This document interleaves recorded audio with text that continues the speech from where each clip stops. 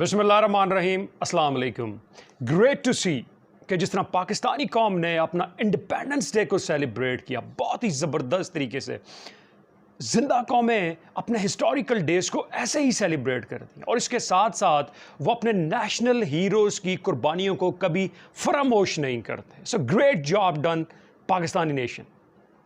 But you know something is more important.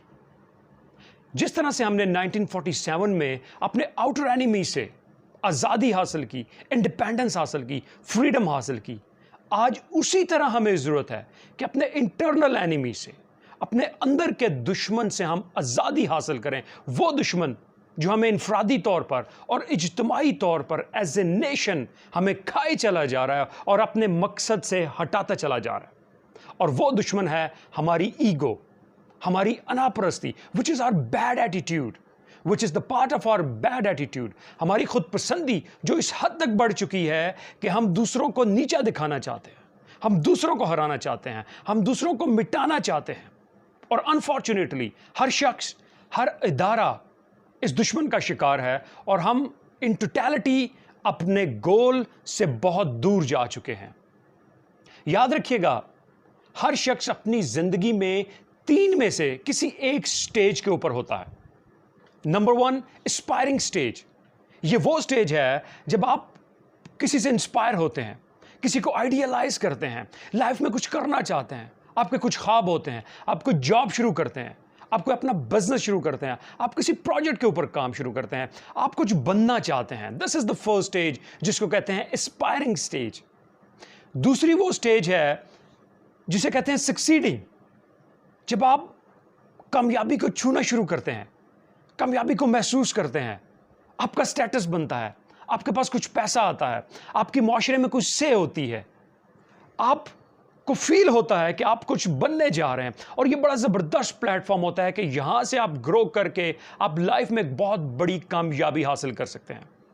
और तीसरी stage है फेलिंग की, जब आप despite of doing all the things, आपके हाथ में कुछ भी नहीं आता, ना आपके पास पैसा, ना दौलत, ना शोहरत, ना फैमिली, कुछ भी नहीं, और उस शख्स का जिंदगी में कोई कंट्रोल नहीं होता। हर आदमी अपनी लाइफ में इन तीनों में से किसी न किसी एक स्टेज के ऊपर मौजूद होता है और इन तीनों स्टेजेस के ऊपर इंसान का जो सबसे बड़ा दुश्मन है वो है उसकी ईगो। और अगर वो अपनी ईगो को कंट्रोल कर लेता है तो वो इन तीनों स्टेजेस से निकलकर बहुत तेजी से कामयाबी की तरफ और अपने मकसद की तरफ दौड़ता चला जाता है। जब आप एस्पायरिंग स्टेज के ऊपर होते हैं तो आपकी ईगो आपको कैसे हर्ट करती है?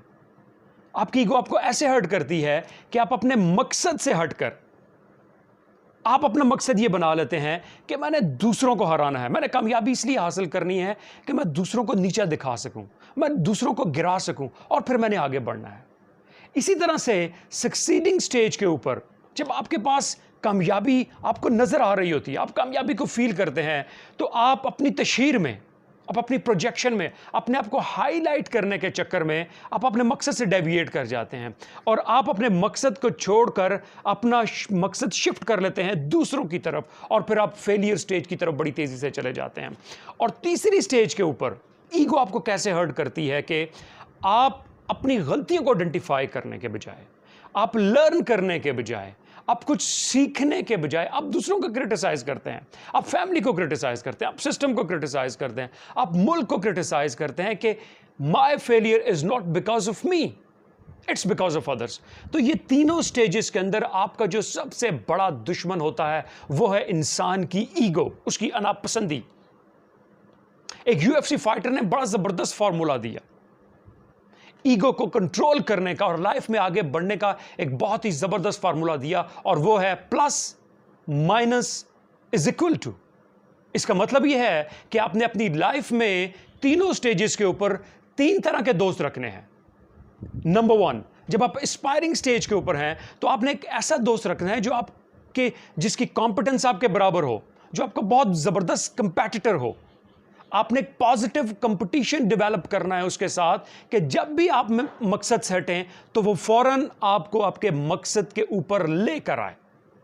दूसरी स्टेज, जब आप सक्सीडिंग स्टेज के ऊपर होते हैं तो आपने एक ऐसा दोस्त रखना है लाइफ के अंदर जो आपसे ज़्यादा बेहतर हो, जो आपसे ज़्यादा ग्रो कर चुका हो, जो आपसे ज़्यादा कामयाब हो चुका हो, कि आप जब भी अपने मकसद से हटें, आप जब भी डेविएट करें अपने मकसद से, तो वो आपको याद दिलाए कि आपका मकसद बहुत बड़ा है और आपने लाइफ में बहुत ज़्यादा ग्रो करना है। और इसी तरह से फेलियर स्टेज के ऊपर आपका एक ऐसा दोस्त होना चाहिए जो आपसे भी ज़्यादा फेलियर हो, जो आपसे भी नीचे हो, आपसे भी ज़्यादा कमज़ोर हो। सो आपको ये फील हो लाइफ के अंदर कि आप रॉक बॉटम के ऊपर नहीं हैं, आपसे भी ज़्यादा नीचे लोग हैं इस दुनिया के अंदर, आपसे भी ज़्यादा फेलियर लोग हैं। सो आप अपना एक्सपीरियंस उनके साथ शेयर कर सकें, आप उनको मोटिवेट कर सकें। याद रखिएगा, दो तरह के लोगों के पास बहुत कमाल का एक्सपीरियंस होता है। एक वो जो बहुत ग्रो कर जाते हैं लाइफ के अंदर, वो अपनी सक्सेस स्टोरीज लोगों के साथ शेयर करते हैं, और दूसरा वो लोग जो लाइफ में फेल हो जाते हैं, उनके पास बहुत ज़्यादा एक्सपीरियंस होता है और फिर वो लोगों को बता सकते हैं कि क्या क्या चीज़ें करने से वो लाइफ के अंदर फेल हुए और उन्होंने वो मिस्टेक्स को रिपीट नहीं करना लाइफ के अंदर। सो जब आप फेलियर स्टेज के ऊपर हैं तो एक ऐसा दोस्त होना चाहिए जो आपसे भी नीचे हो, आप उसको बकअप कर सकें, आप उसको मोटिवेट कर सकें और इस तरह से आप खुद भी उस स्टेज से निकल सकें। सो याद रखिएगा, इंसान का जो सबसे बड़ा दुश्मन है वो है उसकी ईगो। अगर हम अपनी ईगो के ऊपर काबू पा लेते हैं, अगर हम अपनी ईगो को कंट्रोल कर सकते हैं, तो यकीन जानिएगा, जिस तरह 1947 में हमने आउटर एनिमी से आज़ादी हासिल की, फ्रीडम हासिल की, इसी तरह से अगर हम अपने अंदर के दुश्मन से फ्रीडम हासिल कर सकते हैं, तो हमें एज एन इंडिविजुअल और एज ए कौम कामयाब होने से कोई नहीं रोक सकता। Thank you.